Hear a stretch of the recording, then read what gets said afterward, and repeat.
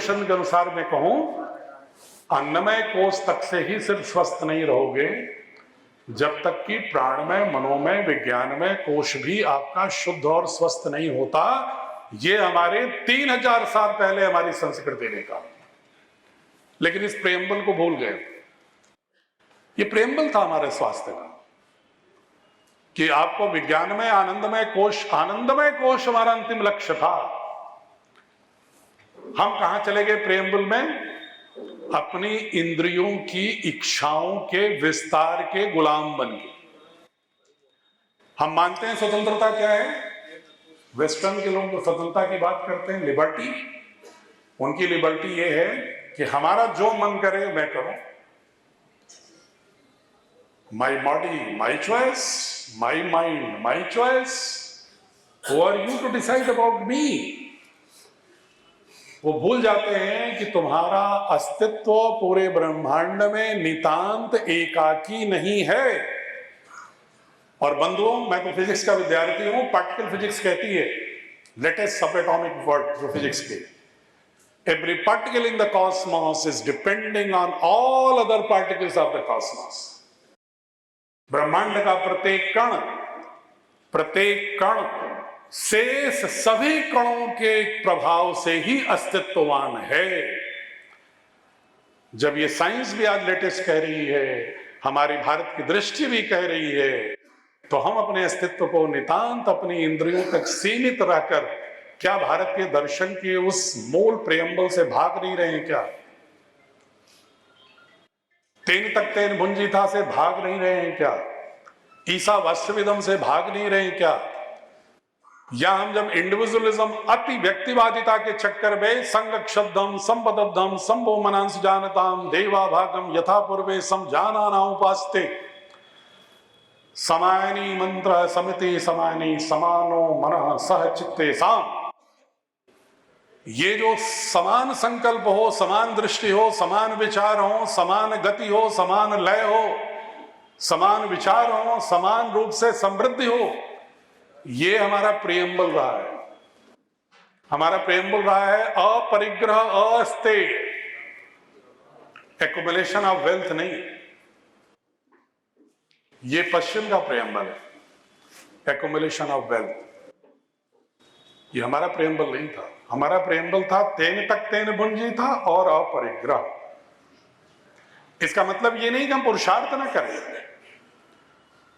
बार बार हमारी संस्कृति के प्रेम्बल में है कि अर्थोपार्जन करना आपका धर्म है,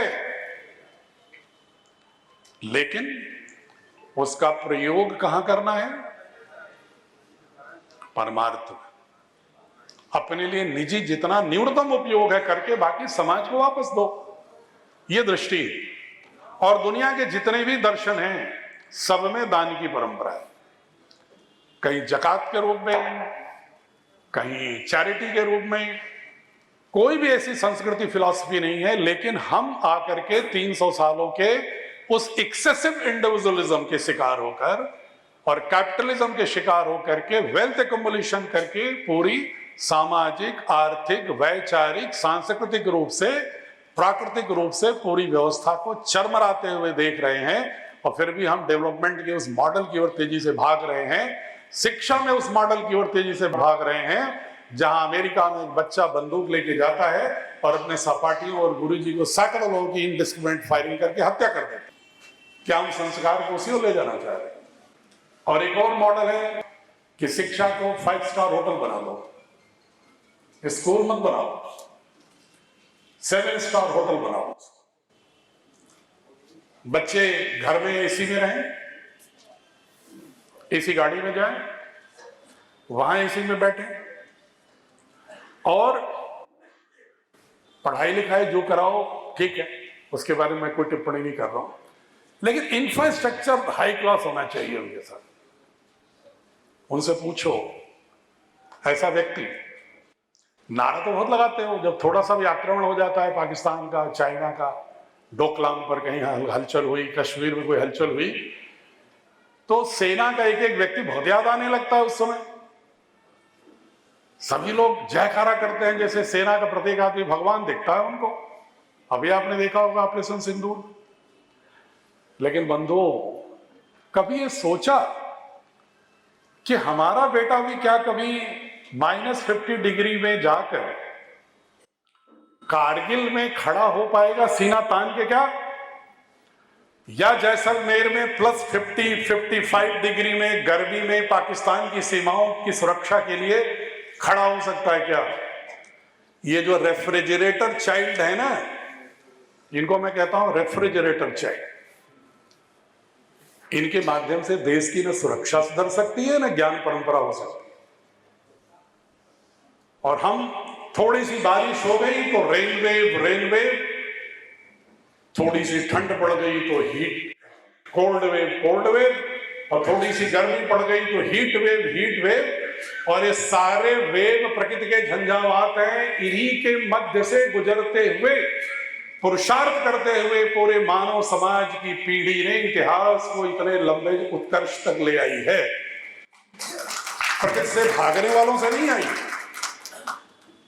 प्रकृति से दूर भागने वालों से नहीं आती, चुनौतियों से भागने वालों से नहीं आती। इसीलिए आप देखते हैं जो रेफ्रिजरेटर चाइल्ड है ना, वो बहुत एंजाइटी, डिप्रेशन में रहते हैं, क्योंकि न सूरज की धूप सह सकते हैं, न वर्षा की बूंदें सह सकते हैं।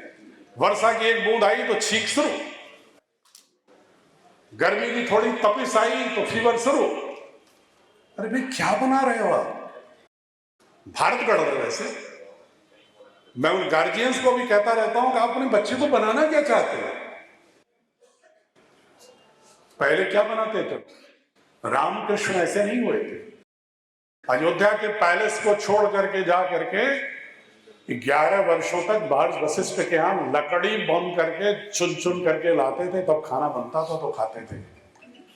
और राजा का प्रवेश वर्जित होता था गुरुकुलों में, कि होंगे आप किसी मिनिस्टर के बेटे, होंगे आप किसी कलेक्टर कमिश्नर के बेटे, होंगे आप किसी बड़े उद्योगपति के बेटे, लेकिन यहां जब मेरे यहां हो गुरु के सामने, तो तुम्हारी हैसियत सिर्फ एक शिष्य की होनी चाहिए, गुरु और आचार्य का संबंध है। ये जो शिक्षा व्यवस्था थी और ये जो सामर्थ्य था, तब भारत ज्ञान परंपरा में आगे था।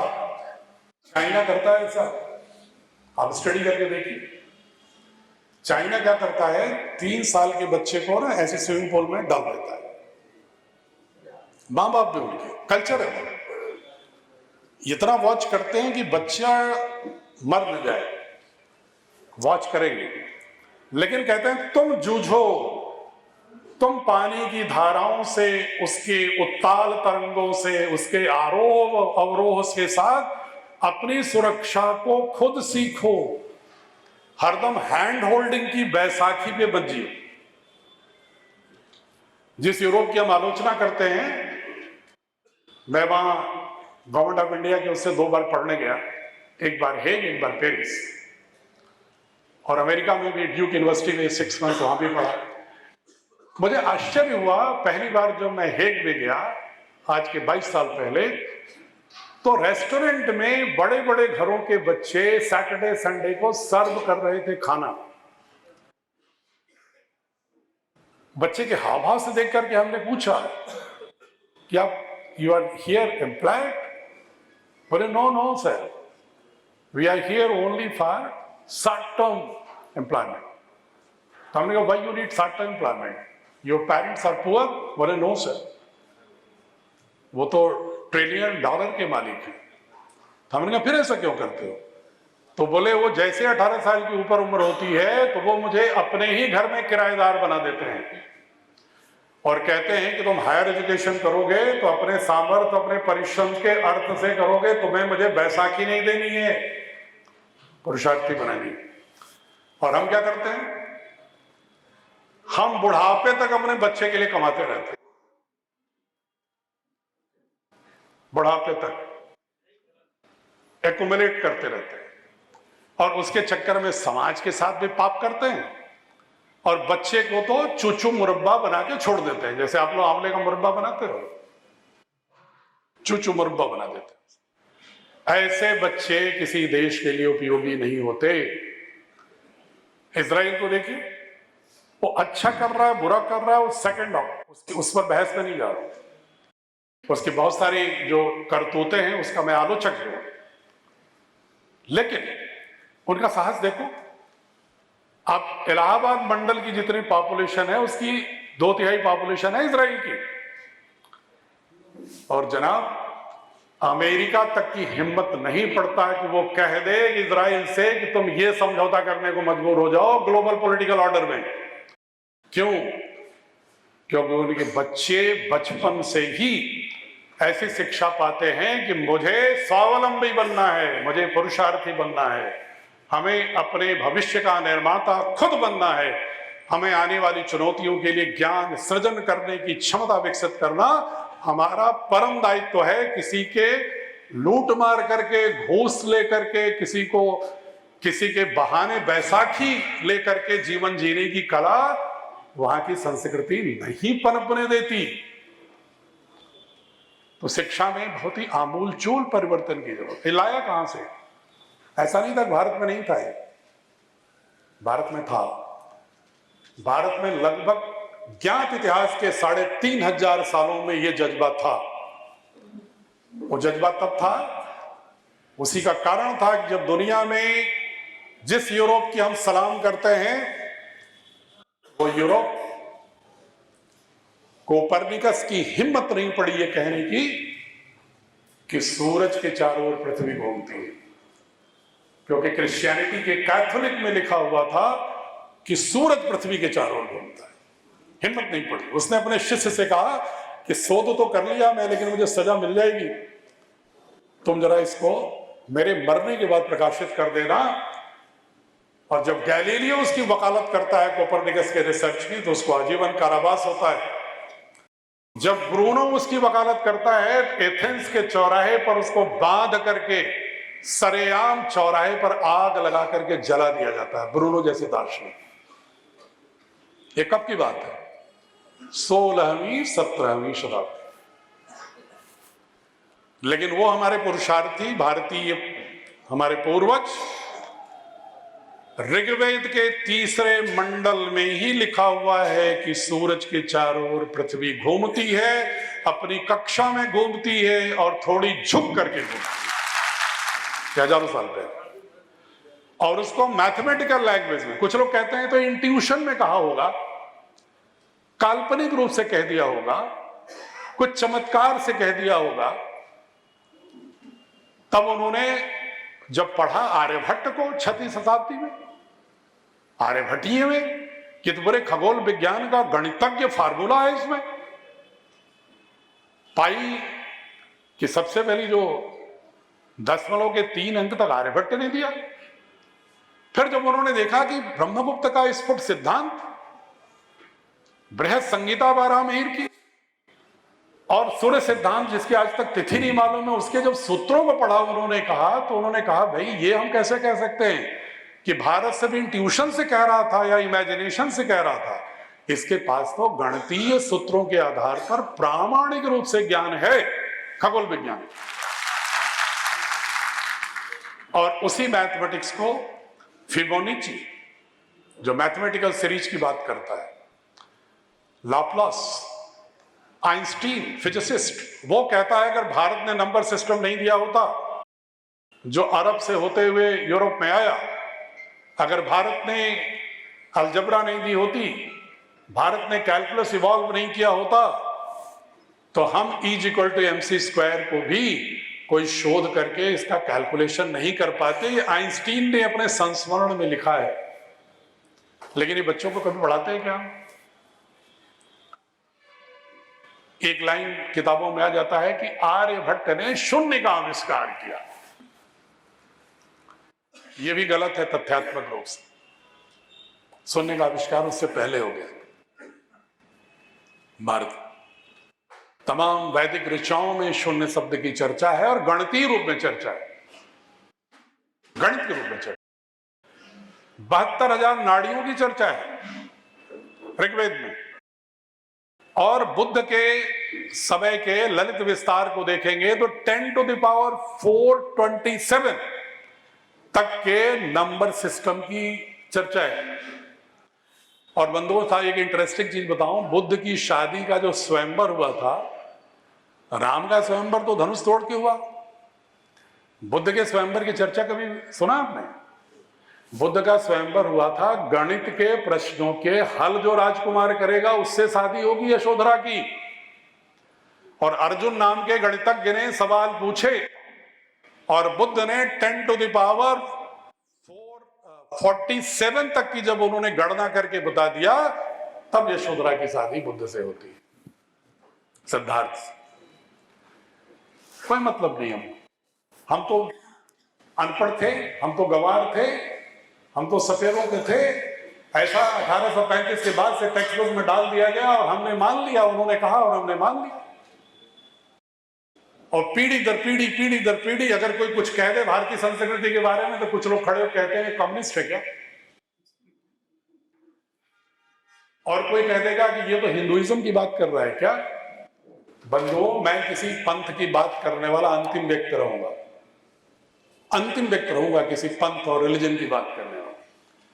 मैं इस देश को रिलीजन के झगड़ों में ले जाकर के देश को कबाड़ा नहीं करना चाहता। मैं जब भी बात करता हूं तो भारत की बात कर रहा हूं, भारत के दर्शन की बात कर रहा हूं, भारत बोध की बात कर रहा हूं, भारत के उस ज्ञान सृजन की महनीय परंपरा को नमन करने की बात कर रहा हूं। और आने वाली पीढ़ी में भी वर्तमान चुनौतियों का सामना करने के लिए space technology, nuclear technology, information technology, AI generative, ये जो समस्याएं मोबाइल खड़ी हैं, एनर्जी क्राइसिस की समस्या जो खड़ी है, इन पर शोध करके इस देश को इन वैश्विक आर्थिक गुलामी के चंगुल से बाहर निकालकर, और डिजिटल सॉवरेनिटी भी जो खतरे में है जिसकी मैं चर्चा कर रहा था। हम लोग पॉलिटिकल सॉवरेनिटी के लिए बहुत चिंतित हैं कि पाकिस्तान इधर से न घुस जाए, चाइना डोकलाम से न घुस जाए, और एक डिजिटल सॉवरेनिटी जो खतरे में है, हमारे एटॉमिक के सारे सीक्रेट्स के डेटा भी जिनके पास क्लाउड पर चला गया है, उनसे हमारी सॉवरेनिटी कितने खतरे में है। तो हमें ऐसे भी बच्चे पैदा करने हैं, उनको गढ़ना है कि आने वाले समय में हमारा डेटा का, हमारा एआई जनरेटिव हो, हमारा क्लाउड हो, हमारा प्लेटफॉर्म हो। हम अमेरिकन कंपनियों के प्लेटफॉर्म पर, चाइनीज बीजिंग की कंपनियों के प्लेटफॉर्म पर अगर हमारा डेटा क्लाउड पर पड़ा रहेगा तो हमारी संप्रभुता, संविधान के प्रेम्बल में जो पहला शब्द है ना कि सॉवरेन सोशलिस्ट सेकुलर, सॉवरेन ही नहीं रह पाएंगे। गुलामी दूसरे दरवाजे से दस्तक दे रही है। ये समझ भी शिक्षा के माध्यम से बच्चों को लाना होगा। कुछ लोग ये कह सकते हैं कि ये तो भाई हायर एजुकेशन की बात, स्कूल एजुकेशन में इतनी बड़ी चीजें कैसे समझाएंगे। बड़ी चीजें नहीं समझाई, बच्चों की भाषा में भी समझाई जा सकती है। क्या जो बच्चे को आप छोटा सा रहता है चलना सिखाते हैं तो क्या उसको पूरा दर्शन समझाते हैं? आप उसकी भाषा में उसको सच बोलना सिखाते हैं, उसकी भाषा में उसे लोगों का सम्मान करना सिखाते हैं, उसकी भाषा में कोई तोड़फोड़ करना नहीं सिखाते हैं, न करो।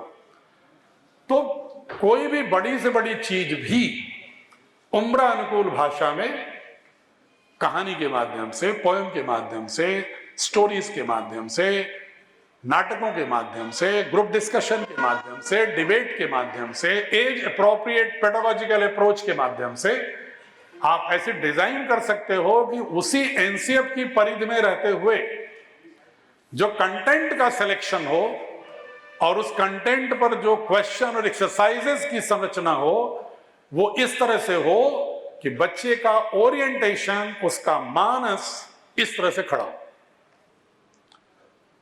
उसके लिए अलग से प्रवचन की जरूरत नहीं है, नैतिक मूल्य अलग से भाषण देने की जरूरत नहीं है। बच्चा वो ऑब्जर्व करता है। आप घर में बैठे रहते हैं, सामान्य रूप से कोई मिलने आया, अधिकारियों में बहुत ही फैशन है कि कह दो कि नहीं है पापा।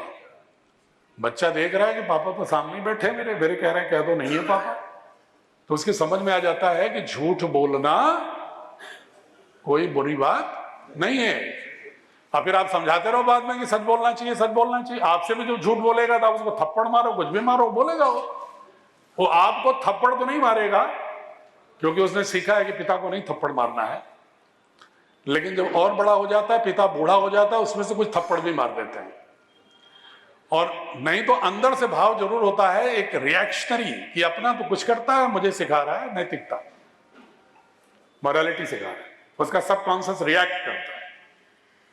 तो इसलिए ये प्रवचन से नहीं होता, उसमें आपको जितने मूल्य बोध हैं, चाहे वेदों के मूल्य हैं, गीता का दैवी संपद गुण 16वें अध्याय, कितने लोगों ने पढ़ा है? बहुत ईमानदारी से बताओ, मैं कोई प्रश्न, कोई असेसमेंट नहीं कर रहा हूं, क्योंकि सभी लोग कहते हैं भारत माता की जय भी कहूं तो सब लोग बोलोगे जय। मैं कहूंगा, कोई कहेगा जाके भीड़ में सत्य सनातन की जय, तो कहेंगे हाँ सत्य सनातन की। और अगर बेसिक पूछ ले कि भाई अच्छा ये बताओ कि उपनिषद क्या बताते हैं, कैसे जीवन जीना चाहिए, गीता का जो 16वां अध्याय है, जो पूरे भारत की पूरी मनीषा का एक सार तत्व है, मात्र 3 श्लोकों में, वो बच्चों को कहीं टेक्स्ट बुक में नहीं। उनको हम ये तो पढ़ा देते हैं कांट का आइडियलिज्म, कांट का एब्सोल्यूटिज्म, हम पढ़ा देते हैं डेकार्ट का रैशनलिज्म, और जब पेडागॉजी पढ़ाएंगे तो कहेंगे Socratic model of questioning, Socratic, Sukrat. Rationality की बात होगी तो कहेंगे अरस्तोन मॉडल ऑफ रीजन। कार्य कारण सिद्धांत की बात आएगी तो अरस्तु की बात, तर्क की बात आएगी तो सुकरात की बात। अरे जनाब, उपनिषदों के प्रश्नोपनिषद भूल जाते हो क्या? उपनिषदों में शास्त्रार्थ की परंपरा भूल जाते हो क्या? बुद्ध के आत्मदीपोभव को भूल जाते हो क्या? तुम्हारे दर्शन में सुकरात तो ईसा के 5वीं शताब्दी पूर्व आया, उसके पहले 100 साल पहले बुद्ध थे, महावीर जैन थे, और उससे पहले उपनिषद थे, इतिहास साक्षी है इसका, और उसमें तमाम तर्क की बात है। महर्षि गौतम का न्याय दर्शन है जिसमें तर्क और विमर्श के आधार पर ही सत्य के अन्वेषण खोज करने की परंपरा का जिक्र है। वैशेषिक दर्शन कणाद का, सब्सटेंसेस एनालिसिस का है। आप खगोल विज्ञान की बात मैंने पहले कर ली, वृक्ष आयुर्वेद की बात है, चिकित्सा शास्त्र में सुश्रुतचरक की बात है, धन्वंतरी की बात है, अष्टांग हृदय की बात है। कभी उसको पढ़ते हो क्या? उसको कभी पढ़ाते हैं क्या टेक्स्ट बुक में? बोझिल नहीं करना है बच्चों को, उतने ही पृष्ठों में। तथाकथित मॉडर्न, मैं तथाकथित इसलिए मॉडर्न कह रहा हूं, ये भी हमारी गुलामी है कि उन्होंने कह दिया कि अगर आप भारत की ज्ञान परंपरा की बात करते हो तो पिछड़ा है, भोजन भी पिछड़ा होता है। पिज्जा मॉडर्न है और रोटी और सब्जी खाना पिछड़ा है। बाटी चोखा तो बहुत ही पिछड़ी हो गई होगी हमारे बनारस वाले, उसका तो कोई स्थान ही नहीं होगा। सड़ी हुई चीजें जितना खाओगे उतना ही वो मॉडर्न है। रेफ्रिजरेटर में 3 दिन खाना रख के खाओ तो आप मॉडर्न व्यक्ति हैं, आप सिविलाइज्ड हैं। ये जो different module of coloniality has been invested in our mind, उसको हमें कैसे निकालना है, इसके लिए टुकड़ों टुकड़ों में काम करने की जरूरत नहीं है कि एक क्लास मॉरल एथिक्स का लगा दो, एक क्लास कहीं प्रवचन करा दो, इससे कुछ नहीं होना है। जब आप थाली आती है खाने की आपके पास, शरीर के लिए एक मक्खी पड़ जाए तो पूरा खाना खाते हो क्या? मक्खी हटा के बताओ, कोई खाता है? बहुत मजबूर आदमी मजदूर भले खा लेता हो बेचारा, जिसको कुछ नहीं मिल रहा। सामान्य रूप से तो मक्खी हटाने के साथ साथ पूरा हटा देंगे, हटाओ थाली यार खराब हो गई है।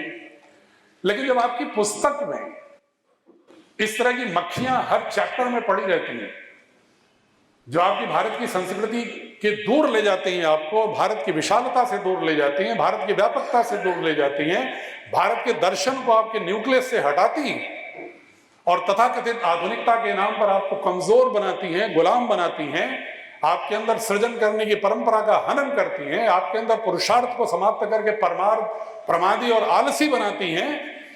उन मक्खियों की पुस्तकों को क्यों ढो रहे हो?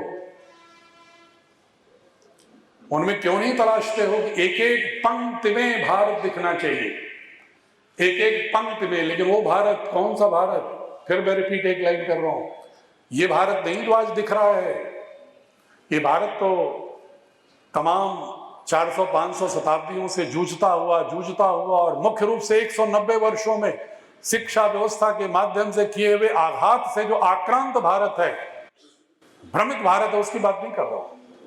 पुनर्जागरण की जरूरत है, पुनर्प्रतिष्ठा की जरूरत है उन मूल्यबोधों के साथ। इसलिए हमें बाल वाटिका से लेकर 12वीं तक एक इस तरह के अवधारणात्मक संरचना की आवश्यकता है कि बच्चा चाहे कुछ भी पढ़े, उसके अंदर का भारत जगे, वास्तविक भारत की समझ पैदा हो और पूरे विश्व में नेतृत्व करने के लिए आज के गणित और विज्ञान के साथ भी आगे बढ़ने की चेष्टा पैदा हो।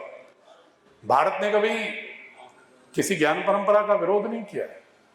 आनो भद्रा क्रतो यंतु विश्वता, let the noble thoughts come from all directions, ये ऋग्वेद का वाक्य है। लेकिन हुजूर, बाहर के ज्ञान को इतना अवसर मत दे दो, उसको खिड़कियों से आने दो ना, गवाक्षों से आने दो, छन छन के। ऐसा मत ला दो कि उनकी आधियां तुम्हारे आसियाने को ही तोड़ दे। यहां तो हमने आसियाने को ही तोड़ लिया है। इस पर बहुत ही विचारण की आवश्यकता है। मैं घड़ी बार बार इसलिए देख रहा हूं कि मैं बोलता रहता हूं, कभी कभी तो 4-5 घंटे बोलता चल जाता हूं, तो अन्याय हो जाता है श्रोताओं के साथ। इसलिए मैं घड़ी देखता रहता हूं कि भाई 1-1.25 घंटे 1.5 घंटे के ऊपर नहीं बोलना है, रिस्ट्रिक्ट करता हूं अपने आप को। फिर भी मैं जानता हूं कि आप लोग अच्छे लिसनर हो और शिक्षक हो। LSRW पढ़ाते हैं ना, जब प्राइमरी लैंग्वेज कॉम्पिटेंसी जब पढ़ाते हैं तो LSRW की बात करते हैं, ठीक है, लिसनिंग, स्पीकिंग, रीडिंग, राइटिंग। उसमें पहला गुण क्या है? लिसनिंग। इसका मतलब है कि सबसे महान और जटिल गुण क्या है? लिसनिंग। बट उसमें आप लोग 101% पास हो गए। आप अपने बच्चों को करा पाते हो कि नहीं मुझे नहीं मालूम, लेकिन मैं देख रहा हूं कि 101% आप जो है एक अच्छे श्रोता के रूप में हो। मैं वक्ता के रूप में हूं कि नहीं मुझे नहीं मालूम, लेकिन एक श्रोता के रूप में मैं देख रहा हूं आप लोगों की दत्तचित्तता को, आपकी ग्राह्यता को, आपकी, जिसको कहते हैं ना कि अगर हिंदी में कहूं थोड़ा कठिन हो जाता है, वैचारिक सांद्रण को, थॉट कंसंट्रेशन। तो उसके आधार पर मैं कह सकता हूं कि आपने जो कुछ भी मैंने बोला, तो मैं ये कोई रटी रटाई बात नहीं कह रहा हूं आपसे, यकीन मानिए। ये मेरे अंदर की आवाज उठती है इस तरह से कि ऐसा भारत होना चाहिए। इसीलिए सेवानिवृत्ति के बाद मैं कोई नौकरी नहीं कर रहा हूं यहां, मैं अनौपचारिक बात बता रहा हूं। मैं कुछ भी नहीं लेता यहां पर, कोई भी तनख्वाह नहीं लेता हूं। मैं यहां पर सिर्फ, मुझे शर्त रखी गई थी कि आपको, चूंकि आप सारी फिलोसफीज जानते हो, फिजिक्स के विद्यार्थी हो, सिविल सर्वेंट रहे हो, तो टोटलिटी में आप साइंस टेक्नोलॉजी की भी इज्जत करते हो, फिलोसफी की इज्जत करते हो। तो मुझे ऐसे व्यक्ति की जरूरत है जिसको समझ हो सारी सांस्कृतिक उसकी। लेकिन मैंने अपनी शर्त रखी कि मैंने 60 साल के बाद मुझे अपने देश की ज्ञान परंपरा के साथ जीना था। मैंने तय किया था कि 60 के बाद गृहस्थ जीवन नहीं रखूंगा, मैं वानप्रस्थी रहूंगा, समाज की सेवा करूंगा, धनार्जन नहीं करूंगा। इसलिए मैं कोई भी अगर वेतन नहीं लूंगा, आपसे लाभ नहीं लूंगा, अगर ये शर्त मंजूर हो तो मैं सेवा दे सकता हूं।